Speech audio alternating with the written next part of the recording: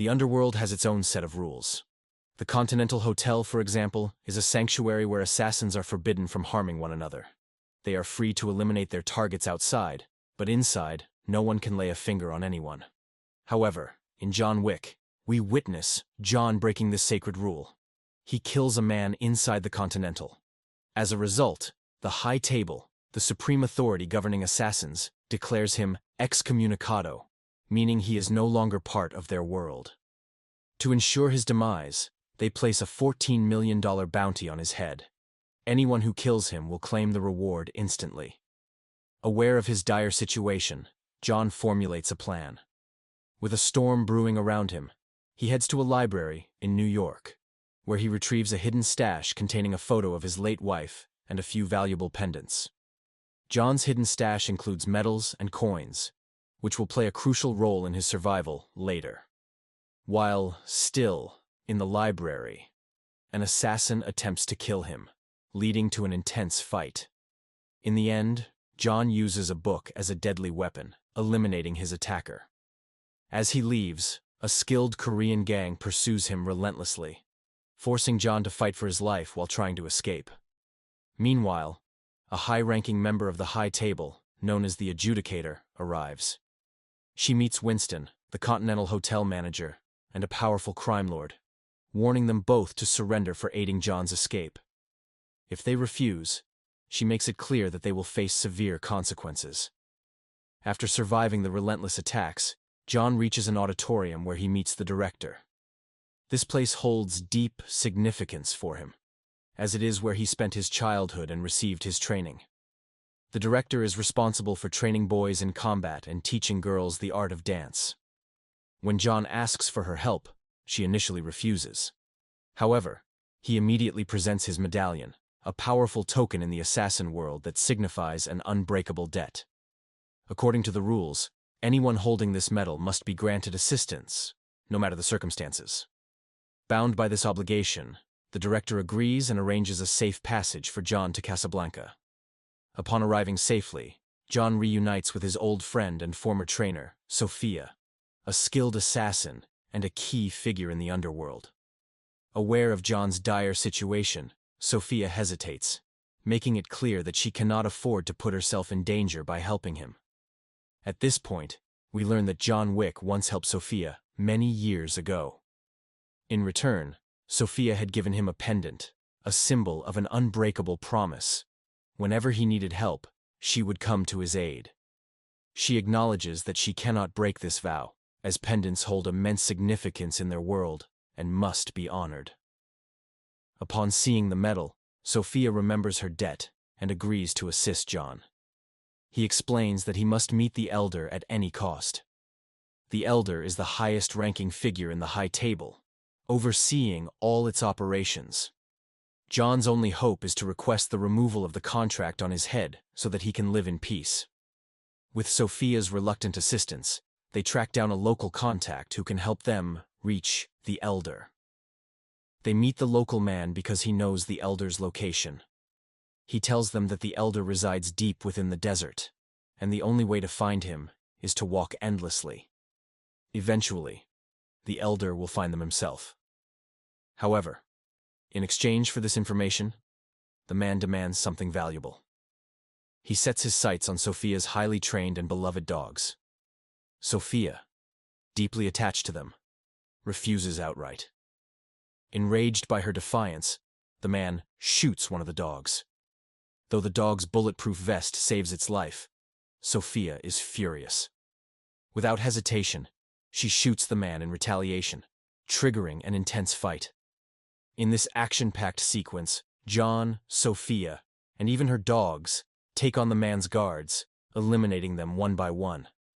After the brutal battle, John and Sophia manage to escape. Meanwhile, Adjudicator learns that the director helped John flee, setting the stage for serious consequences. Adjudicator arrives at the director's location and punishes her for aiding John Wick. As a brutal consequence, a large knife is driven through her hands, serving as both a warning and a lesson. Meanwhile, John, Sophia, and her dogs arrive at the desert location provided by the local man. However, Sophia reminds John that her promise was only to guide him there, not to accompany him further. Keeping her word, she bids John farewell and returns to her home, leaving him alone in the vast, empty desert. Under the scorching sun, John walks tirelessly in search of the elder, but there is no sign of life for miles. Exhausted and dehydrated, he eventually collapses, overcome by the relentless heat. After some time, a passing caravan spots his unconscious body. One of the men rescues him and takes him to the elder's hidden location. Inside an opulent tent in the heart of the desert, John Wick finally comes face to face with the elder. In the desert, John Wick is surrounded by elephants as he pleads with the elder for a way out of his dire situation. He explains that he's lost everything: his wife, his dog, and now he simply doesn't want to die. After listening to John's desperate request, the elder offers him two choices.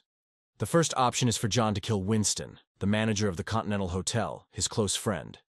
The second option is refusal, which results in John's death. John, torn between the two options, knows that Winston is his best friend, someone he doesn't want to harm. But with no other way out, he reluctantly chooses the first option. To seal the deal, the elder asks him to cut off his finger, a symbolic gesture to prove his commitment and trust in the agreement. After cutting his finger, John is sent back to New York to carry out the grim task. Meanwhile, Adjudicator, a high-ranking member of the High Table, hires a fearsome assassin named Zero, known for his bald head and his terrifying reputation. Zero is the only one capable of facing John Wick and is given the task of finding and killing him. While Zero prepares for his mission, Adjudicator visits the local crime lord she had previously warned to surrender. Since he refused, as punishment, she has him beaten mercilessly by her enforcer, Hunter, who strikes him 7 times. The crime lord survives, but his condition is gravely worsened. The story progresses as John Wick arrives back in New York, but he's not alone. Zero and his entire team, now on his trail, begin their pursuit to track down and kill John Wick. The chase intensifies as John Wick is pursued by Zero and his team on motorcycles. The action scenes are spectacularly choreographed, adding an exhilarating energy to the movie. John manages to survive the pursuit and takes refuge inside the Hotel Continental, a safe haven where no one can be killed, ensuring his temporary safety. Inside, John meets the hotel manager, who calmly tells him that he knows about the contract to kill him. The manager, however, offers no resistance, acknowledging their friendship and saying that if it comes to that, John is free to kill him. But before anything can happen, Adjudicator arrives, demanding that John fulfill the contract and kill the hotel manager. John refuses, standing firm in his decision, and the hotel manager also refuses to surrender. Enraged, Adjudicator warns them both of the consequences. She tells them that in a matter of hours, the Hotel Continental will lose its sanctity and no longer be a neutral ground in the underworld. The situation escalates quickly as the Hotel Continental loses its immunity. Adjudicator declares that from now on, anyone can kill anyone inside the hotel, with no restrictions. The hotel is no longer part of the High Tables, and any contracts made there will no longer be honored. This message is broadcasted to assassins around the world, signaling that the rules have changed. Soon after, a heavily armed force enters the hotel, sent by Adjudicator to take down John Wick and the hotel manager. Meanwhile, Zero and his gang, also under Adjudicator's command, arrive at the hotel with the same goal: to kill John. What follows is an intense battle. On one side, there's John Wick, the hotel manager, and their allies.